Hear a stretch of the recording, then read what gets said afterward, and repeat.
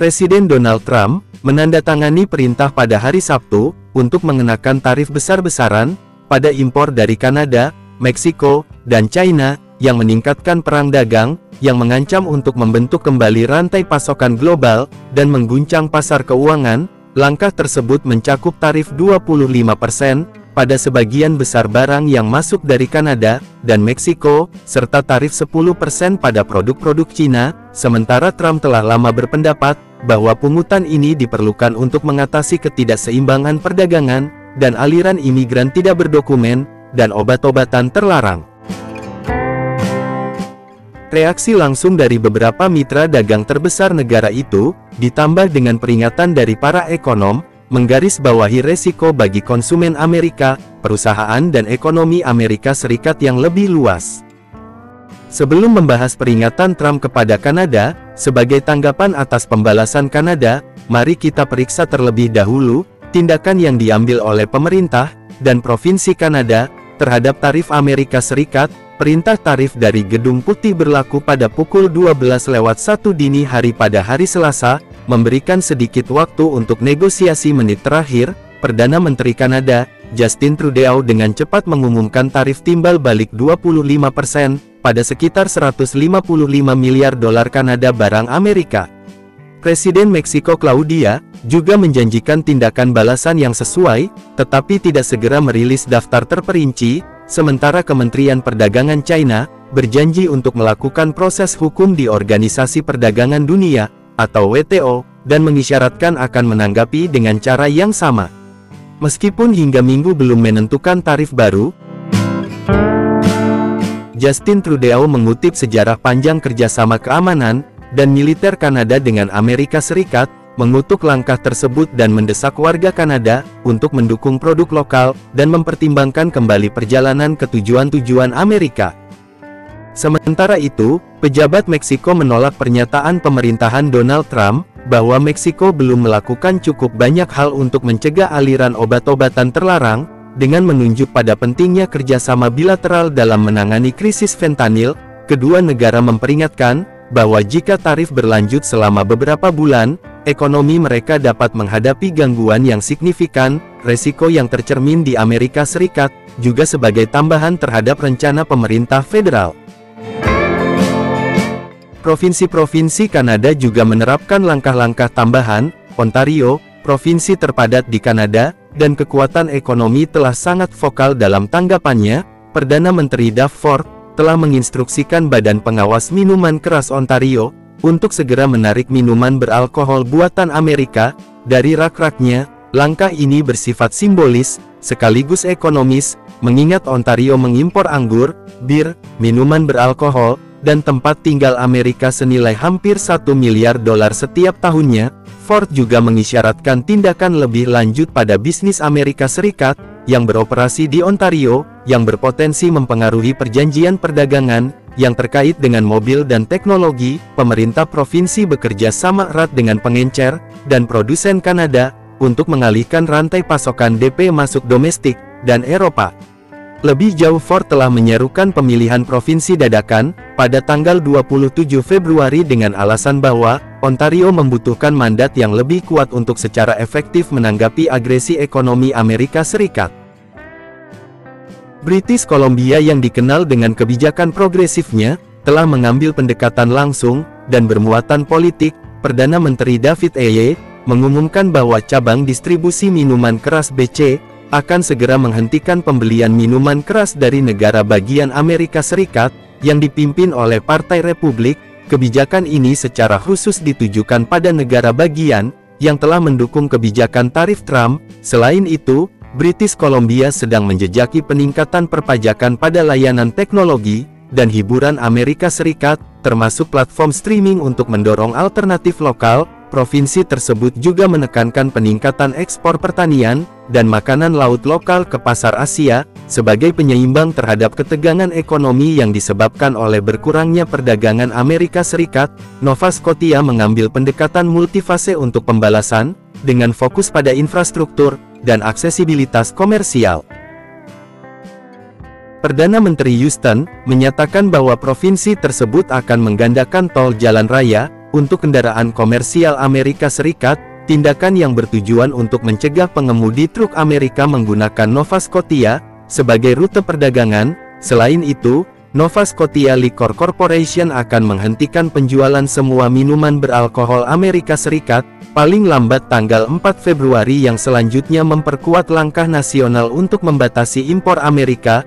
Langkah-langkah ini diharapkan menghasilkan pendapatan provinsi, sambil meningkatkan biaya bagi bisnis Amerika Serikat yang mengangkut barang melalui wilayah tersebut. Strategi pertahanan ekonomi, Quebec telah memilih pendekatan yang lebih sistematis, dengan meninjau semua kontrak pengadaan yang melibatkan pemasok Amerika, dengan tujuan menghukum mereka yang mempertahankan hubungan dengan kebijakan pemerintah Amerika Serikat.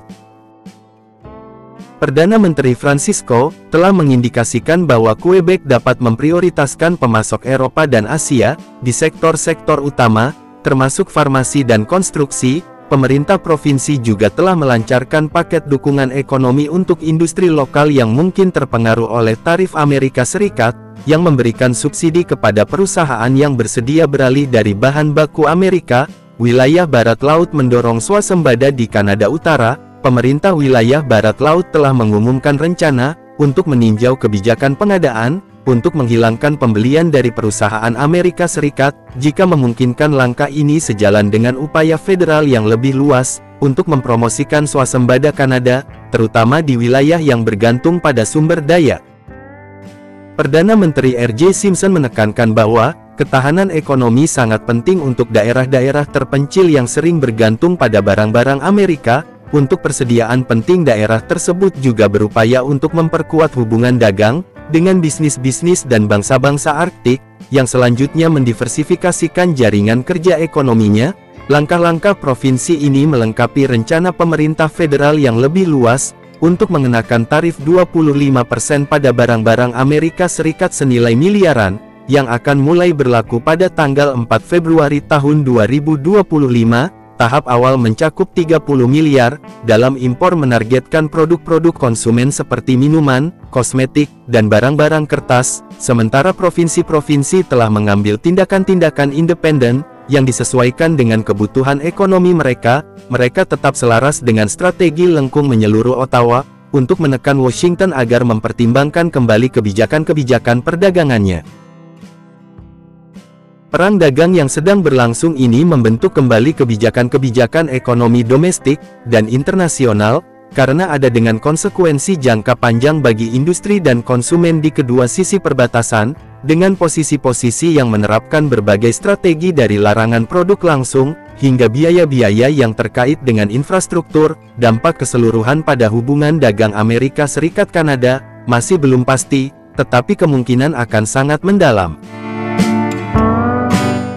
Dalam dua postingan Trump di media sosial, yang kontroversial dipublikasikan beberapa jam setelah pembalasan Kanada, Presiden Donald Trump secara agresif mengkritik praktik-praktik perdagangan, dan menghidupkan kembali gagasan yang sudah lama ada, dan banyak ditolak untuk menggabungkan Kanada sebagai negara bagian Amerika Serikat yang ke-51. Pernyataan ini muncul di tengah peningkatannya sengketa perdagangan antara Washington dan Ottawa, yang semakin diperparah oleh putaran tarif baru pada impor Amerika Utara. Proposal tersebut telah memicu kecaman tajam dari para pemimpin Kanada, yang melihat pernyataan tersebut sebagai ancaman provokatif, daripada kebijakan yang sah, namun menggarisbawahi krisis yang sedang terjadi dalam hubungan lintas negara. Dia mengatakan tanpa subsidi besar ini, Kanada tidak lagi ada sebagai negara yang layak. Keras tetapi benar, oleh karena itu Kanada harus menjadi negara bagian ke-51, yang kita cintai, pajak yang jauh lebih rendah, dan perlindungan militer jauh lebih baik bagi rakyat Kanada, dan tidak ada tarif. Pernyataan Trump menyentuh saraf di kalangan politik Kanada. Perdana Menteri Justin Trudeau dengan cepat menolak gagasan itu, dengan menyebutnya tidak berdasar, menghasut, dan tidak menghormati aliansi lama antara kedua negara. Masyarakat Kanada juga sangat kritis, dengan banyak komentar yang membingkai pernyataan Trump, sebagai pertunjukan taktik yang bertujuan untuk mengekstraksi konsesi perdagangan. Tarif pembalasan yang diumumkan oleh Kanada dan Meksiko, menunjukkan bahwa negara-negara ini siap untuk mempertahankan kepentingan ekonomi mereka, yang berpotensi menyebabkan eskalasi lebih lanjut dari konflik perdagangan. Ekonom memperingatkan bahwa meningkatnya ketegangan perdagangan ini dapat menyebabkan harga konsumen yang lebih tinggi, rantai pasokan terganggu, dan potensi perlambatan ekonomi di negara-negara yang terlibat situasi masih belum pasti, dengan kemungkinan tindakan pembalasan lebih lanjut yang berkontribusi pada konflik perdagangan yang semakin intensif. Dalam tindakan lanjut, Trump mengancam apa yang disebutnya lobi tarif, yang melibatkan entitas globalisasi lainnya. Dalam sebuah kampanyenya, Trump menuduh Kanada, Meksiko, dan China merampok Amerika Serikat selama beberapa dekade, melalui defisit perdagangan yang tidak menguntungkan, kurangnya pencegahan kejahatan, dan aliran obat-obatan berbahaya yang tidak terkendali, mendesak produsen untuk memindahkan produksi ke Amerika Serikat untuk menghindari tarif. Trump menyerukan visi zaman keemasan Amerika, mengakui bahwa beberapa penderitaan jangka pendek mungkin diberlakukan untuk mencapai keuntungan ekonomi yang langgeng. Kedua pernyataan tersebut sejalan dengan perintah eksekutif yang baru ditandatangani Trump yang menegaskan tarif 25% pada sebagian besar barang dari Kanada, Meksiko, dan tarif 10% pada China.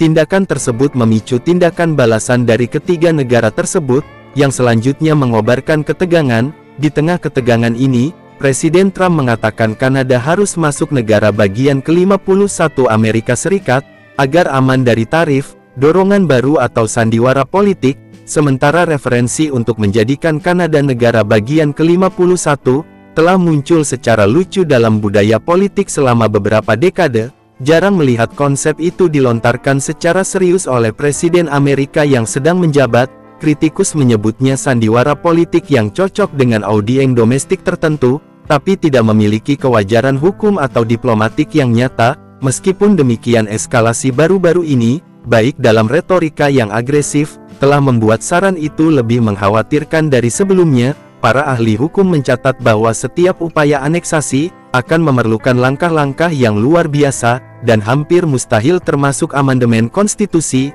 atau pendefinisian ulang hukum internasional yang signifikan. Para pemimpin Kanada juga menekankan bahwa kedaulatan negara mereka tidak dapat dinegosiasikan. Dalam tanggapan yang dituju, Perdana Menteri Trudeau mengatakan, warga Kanada telah berjuang dan bekerja bersama orang Amerika selama berabad-abad, tetapi kami tetap menjadi negara berdaulat yang independen, dan itu tidak akan mengubah sengketa perdagangan.